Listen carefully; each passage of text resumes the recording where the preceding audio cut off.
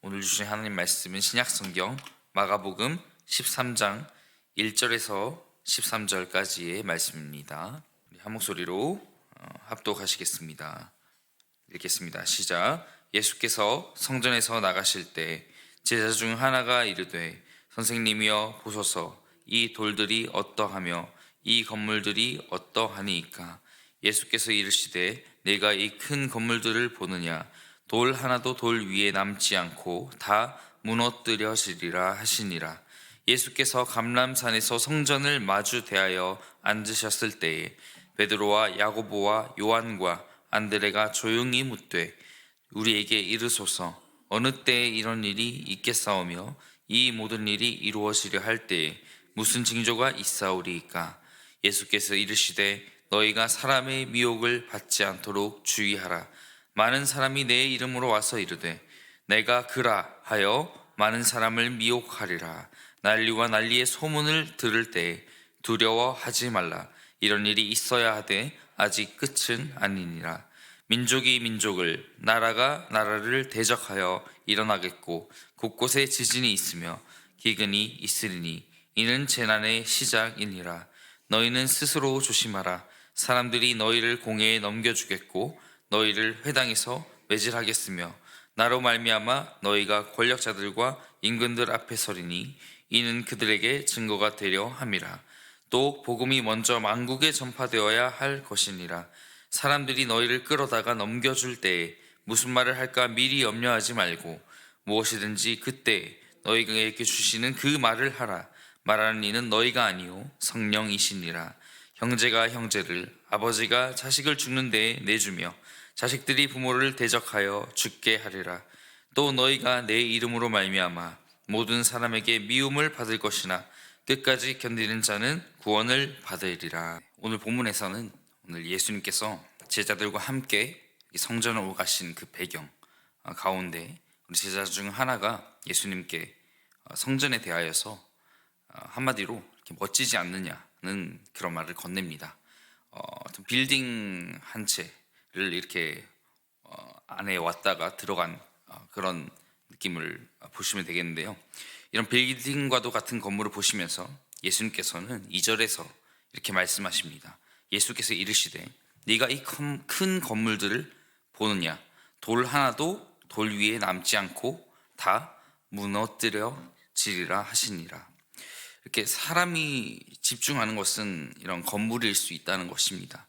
제자의 모습은 그 건물 가운데 예수님께서 자리하시고 또 군림하시는 그런 장면을 생각하더라는 겁니다. 예수님의 대답은 내가 있을 곳은 그 성전 건물이 아니다. 그 건물이 아니기에 네가 이 큰 건물들을 보느냐는 이런 말씀을 하신 것이죠.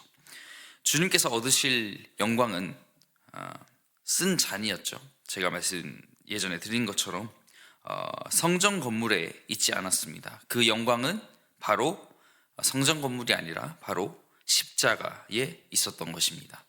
당시의 유대인들은 이렇게 선지자의 묵시가 끊어짐으로 인하여서 그런 종말의 도래가 임박했다고 생각했고, 또 특히나 로마의 박해 속에 이런 정치적인 해방, 이와 더불어서 악을 멸절시킬 메시아의 도래를 갈망했습니다.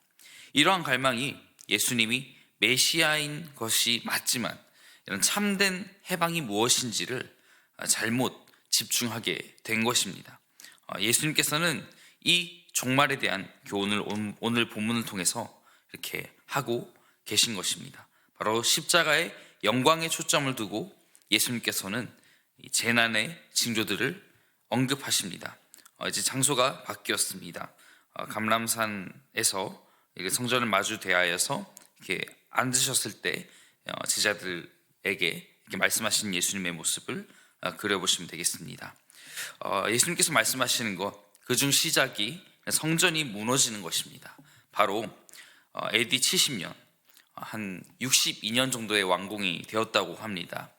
예수님 공생의 기간 또한 30년, 40년 그 세월 동안에 이루어진 그 말씀들인데 정말 평생을 그 성전 완공을 위해서 달려왔겠지만 그 70년의 유대 독립전쟁 가운데 티투스 장군 휘하에서 로마 군대가 예루살렘을 함락했을 때 이 말씀이 그대로 이루어지게 되었습니다. 성전이 무너질 것이라는 그 말씀이 말이지요.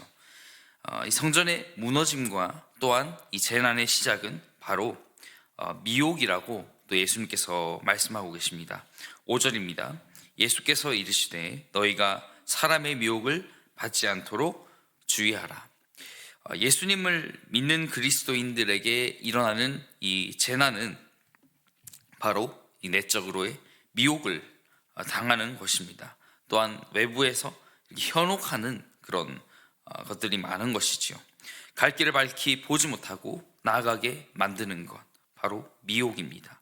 6절입니다. 같이 읽어볼까요? 많은 사람이 내 이름으로 와서 이르되 내가 그라 하여 많은 사람을 미혹하리라. 진짜 같은 가짜, 진짜 같은 가짜가 판을 치게 될 것이라는 겁니다. 그러면 어떻게 해야 할 것인가에 대한 그 예수님의 말씀은 7절에서 나오게 됩니다. 난리와 난리의 소문을 들을 때에 두려워하지 말라. 이런 일이 있어야 하되 아직 끝은 아니니라. 아멘. 이런 일이 있어야 한다는 말은 피할 수 없는 고난을 뜻하게 됩니다. 예수님을 따르는 자에게 있어 헷갈린 것은 좀 나에게 유리한 상황이 정말 있으면 좋겠는데 또 그렇지 않고 예수님 믿는다고 해서 그렇지 않고 불리한 일이 많더라는 것입니다. 이 길이 아닌 것 같고 또 진짜 같은 가짜가 진짜 같은 그런 상황, 내가 계속 이렇게 있다가는 정말 피가 마르겠다는 그 심정, 그리스도인이 직면할 고난이지만 주님은 그런 가운데에도 무엇을 하지 말라고 하십니까? 바로 이런 일이 있어야 하되 앞에 있는 말씀을 보시면 7글자로 나와 있지요. 두려워하지 말라라는 것입니다. 예수님의 명령은 나를 위해 싸워라 보다도 그 모든 일 가운데 두려워하지 말라는 이 명령이 우리에게 더욱더 강조되는 것 같습니다. 이 말씀을 지켜나가십시다. 이어지는 재난의 징조는 전쟁과 재앙입니다. 이어진 본문에 있죠. 8절입니다. 민족이 이 민족을, 나라가 나라를 대적하여 일어나겠고 곳곳에 지진이 있으며 기근이 있으리니 이는 재난의 시작이니라. 그 가운데 또한 답을 주시지요. 9절의 시작에서 너희는 스스로 조심하라는 것입니다. 겉으로는 모르지만 사실 종말의 징조가 아닌 현상, 바로 그런 현상에 의해서 현혹되어 잘못된 위기의식을 가지지 말라는 말씀입니다. 또 이러한 현혹은 거짓 선지자들에 의해서 또는 전쟁이나 자연의 재난을 오해함으로써 생기게 되는 것이 되겠죠. 그리스도인이 복받는 것보다 오히려 고난당하고 박해당하는 그 말씀을 담은 오늘 본문 말씀, 우리에게 무엇이 우선인가를 말씀하시기 위함이 아닌가 생각합니다. 바로 기쁨의 소식, 예수 그리스도 그 자체인 복음, 이것이 만국에 전파되어야 한다는 것을 의미합니다. 10절 이하 말씀에는 이런 그리스도인이 받는 박해조차 그 종말의 징조는 아니며 그 전에 복음이 온 세계에 전파되어야 한다는 그런 말씀이 있지요. 그러므로 교회의 모든 움직임에는 이런 복음 전파가 우선이 되어야 합니다. 또 여가 생활과도 같은 또한 커뮤니티 연결되는 건 너무 중요합니다. 모든 것이 원활해야 교회의 활력이 있는 것 맞는 말이고 필요합니다.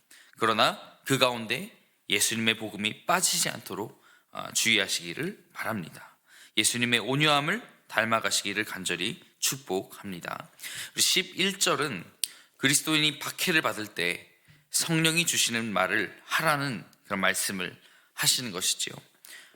총살로 인한 죽음 앞에 순교자에게 성령이 하시는 말 가운데 그 총을 든 자가 순교자에게 질문을 합니다. 당신을 그리스도를 믿는가? 그 말 앞에 한치의 망설임도 없이 순교자는 이렇게 대답했다고 합니다. 나는 예수님을 믿을 뿐만 아니라 당신도 예수님을 믿어야 합니다. 방아쇠는 당겨졌다고 합니다. 기억이 생생하지 않아 죄송하지만 그 방아쇠를 당긴 사람에게 변화가 일어났다는 이야기를 학생 시절 또 저희를 가르쳐 주신 목사님에게 들은 기억이 있습니다. 순교자의 이러한 성령에 의한 움직임, 이러한 움직임은 그 죽인 자를 변화시키는 힘도 있음을 믿습니다. 무엇이든지 그때에 너희에게 주시는 그 말을 하라. 말하는 이는 너희가 아니요 누구십니까? 성령이시니라. 아멘. 마지막으로 말씀하시는 가슴 아픈 재난은 형제, 친구도 포함이겠지요. 가족이 가족을 서로 죽게 만든다는 말씀입니다. 그에 이은 제자들을 향한 순교의 현장을 이렇게 잠시 보여주십니다. 마지막 13절을 같이 읽겠습니다. 시작. 또 너희가 내 이름으로 말미암아 모든 사람에게 미움을 받을 것이나 끝까지 견디는 자는 구원을 받으리라. 아멘. 이제 예수님의 지상 명령을 이런 감당하는 모양은 다양합니다. 또 예수님의 말씀은 온갖 방해와 박해에도 불구하고 하나님의 복음이 반드시 온 세계에 전파될 것임을 확신시켜 주고 계시지요. 지금까지도 마찬가지입니다. 끝까지 견디는 자는 구원을 받으리라. 우리는 지금 지내는 사순절과 또 다가오는 그런 고난 주간을 통해서 단순히 체험하는 것이 아닙니다. 이벤트가 아닙니다. 예수님의 이 말씀을 그대로 살아내는 현장인 것입니다. 교회의 강조점이 잘못되면 예수님께서는 매해마다 고난당하시고 십자가에 올라가시고 부활하시며 또 태어나시는 이런 반복적인 시간이 우리에게 펼쳐지는 그런 비극이 일어납니다. 예수님은 하나님이시고 전능하시기에 그런 일을 정말 당하시지는 않습니다. 문제는 우리가 이 일들을 어떻게 볼 것이냐에 달려 있는 것입니다. 끝까지 견디는 자는 구원을 받으리라는 이 말씀이 이런 고난주간과 다가오는 고난주간과 부활절을 끝으로 한정되지 않기를 바라고요. 바로 우리 삶에 이어지기를 축복합니다. 주님의 고난당하심 또 부활하심 이 땅에 오신 것은 바로 이 기쁜 소식을 복음을 만방에 전파해야 할 우리 자녀의 사명임을 기억하는 또 저와 구리지구촌교회 또 모든 성도님들 되기를 바라해서 또 이 말씀을 전했습니다. 그렇게 살아가시길 축복합니다. 이 시간 함께 기도하겠습니다. 말씀 붙잡고 기도할 때 기쁜 소식 되신 예수님, 우리가 바라봐야 할 것들을 알게 하시고 우리의 생각과 영을 깨워 주옵소서. 성전을 보면서 놀랍다고 말하는 제자들의 모습이 아니라 정말 주님 당하실 그 영광의 승잔 가운데 우리가 동행할 수 있기를 원한다고, 그 복음의 능력을 믿고 나아가는 하나님의 자녀가 되게 해달라고 이 시간 주여 외치시며 기도하겠습니다.